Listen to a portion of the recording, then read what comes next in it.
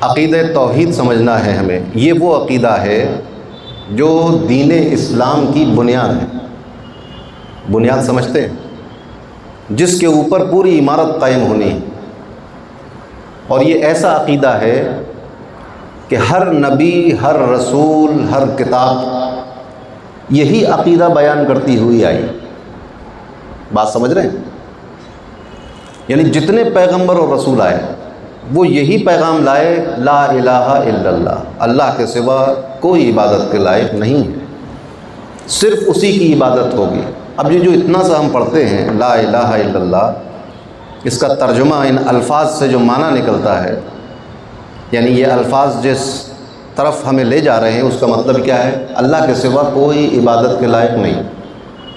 اب اس مختصر سے جملے میں پورا عقیدہ توحید سما گیا ہے۔ کوئی عبادت، اللہ کے سوا کوئی عبادت کے لائق نہیں۔ کیوں؟ کیونکہ اس کے سوا کوئی خالق نہیں، کیونکہ اس کے سوا کوئی رازق نہیں، کیونکہ اس کے سوا کوئی دنیا بنانے والا نہیں، کیونکہ اس کے سوا کوئی پالنے والا نہیں، کیونکہ اس کے سوا کوئی کچھ بھی کرنے والا نہیں، کیونکہ اس کے سوا کوئی موت و زندگی دینے والا نہیں، کیونکہ اس کے سوا کوئی بیماری اور شفا دینے والا نہیں، کیونکہ اس کے سوا کوئی بھوک اور پیاس اور سیرابی اور کھانا اور پانی دینے والا نہیں۔ تو لا الہ الا اللہ، اللہ کے سوا کوئی عبادت کے لائق نہیں۔ اب مسئلہ یہ ہے کہ ایک لفظ ہوتا ہے، جیسے انگریزی میں کہتے ہیں ورب، کوئی فعل، کوئی کام، جیسے دوڑنا، بھاگنا، بیٹھنا، سونا، کھانا، پینا، چلنا، بولنا۔ تو یہ جو جتنے بھی کام ہیں، فعل ہیں، یہ سب کے سب اللہ تبارک و تعالیٰ کی ہی جانب سے ہوتے ہیں۔ یعنی دنیا کا بننا، بارش کا برسنا، سورج کا نکلنا، آگ کا جلنا، سمندروں کا ٹھاٹے مارنا،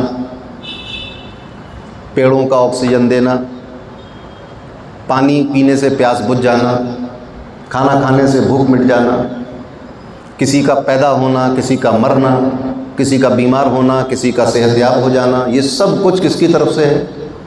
اللہ کی طرف سے۔ یہ سارے کام کا کرنے والا کون ہے؟ اللہ۔ یعنی اب نتیجہ یہ نکلا کہ اللہ کے سوا کسی کے کام میں کوئی اثر نہیں۔ فاعل مؤثر کہتے ہیں اس بات کو، آپ اس کو چاہیں تو لکھ لیں۔ فاعل کہتے ہیں کرنے والے کو، مؤثر جو اثر ڈالتا ہے، جس کا اثر ہوتا ہے۔ سمجھنے کے لیے فاعل مؤثر، اثر جو ہے وہ صرف اللہ کے کام میں، وہ ارادہ کرتا ہے کہ یہ ہو جائے، جو کرتا ہے وہ ہو جاتا ہے۔ بات سمجھ رہے ہیں آپ؟ تو یہ ہے توحید۔ یعنی اب ان تمام کاموں میں کسی کو بھی ذرہ برابر بھی شریک نہیں کیا جائے گا۔ بات سمجھ گئے؟ بات چونکہ بہت سنگین ہے۔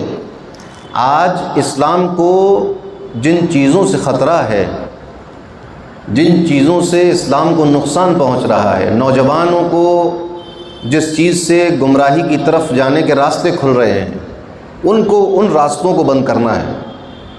تو عقیدہ ایک مومن کا یہ ہے، بلکہ یہ ہونا چاہیے، اور ہم سب کا عقیدہ یہی ہے کہ کرنے والی ذات اللہ کی ہے، ہوتا وہی ہے جو اللہ چاہتا ہے۔ کسی بھی سطح پر ایک کسان ہے، ہل چلا سکتا ہے، پانی ڈال سکتا ہے، دانہ بو سکتا ہے، مگر فصل کون دے گا؟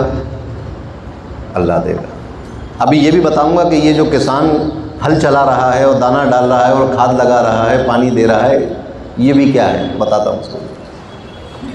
تو کسی بھی کام میں اثر اللہ تبارک و تعالیٰ کی جانب سے، اور اس کام میں اس کا کوئی شریک نہیں۔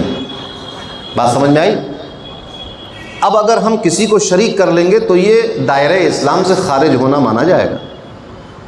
یعنی جیسے فرعون کہتا تھا، جیسے حضرت ابراہیم سے کافروں نے کہا، سمجھ رہے میری بات؟ جیسے نمرود نے کہا میں بھی مارتا جلاتا ہوں، یہی شرک ہو گیا۔ شرک کا مطلب صرف یہ نہیں ہے کہ ہم کسی پتھر کے سامنے جا کے سجدہ کر لیں۔ ایک وہ شخص جس نے کبھی کوئی پتھر دیکھا ہی نہ ہو، نابینا ہو بالکل، اور وہ یہ مان لے کہ میں بھی مارتا جلاتا ہوں، یہ شرک ہے۔ یا وہ مان لے کہ کوئی اور بھی ہے جو مارتا جلاتا ہے، یہ شرک ہے۔ تو ایک یعنی پیاس اور بھوک مٹانے سے لے کر دنیا بنانے اور چاند سورج نکالنے اور ڈبانے سے لے کر گیلیکسیز بنانے اور بلیک ہول کو بنانے سے لے کر آکسیجن بنانے اور کاربن ڈائی آکسائڈ بنانے سے لے کر سمندروں اور پہاڑوں اور ریگستانوں، کنکروں، پیڑ کے پتوں اور کیڑے مکوڑوں، سب کو کون ہے؟ سب کا خالق کون کرتا ہے؟ اللہ کرتا ہے۔ اور اس کام میں اس کا کوئی شریک نہیں۔ پورے قرآن کا یہ نچوڑ میں دے رہا ہوں آپ کو۔